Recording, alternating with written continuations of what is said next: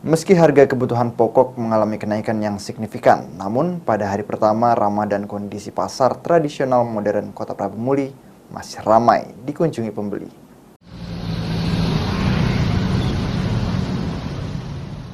Hari pertama Ramadan 1444 Hijriah, situasi Jalan Jenderal Sudirman, tepatnya di kawasan pasar tradisional modern, dipadati kendaraan roda 2 dan roda 4.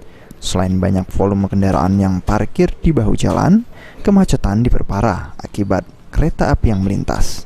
Dari pantauan tim liputan, banyak pembeli lalu lalang membeli kebutuhan pokok untuk menu berbuka puasa. Salah satu lapak yang paling banyak dikunjungi adalah pedagang buah.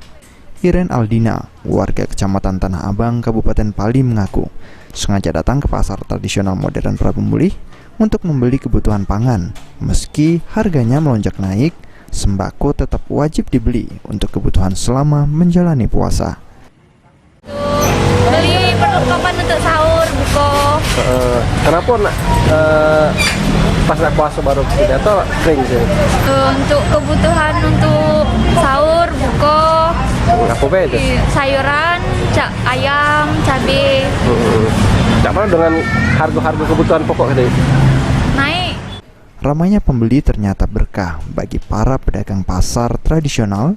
Para pedagang mengungkapkan beberapa hari menjelang puasa hingga puasa pertama, hari ini pembeli terbilang cukup banyak.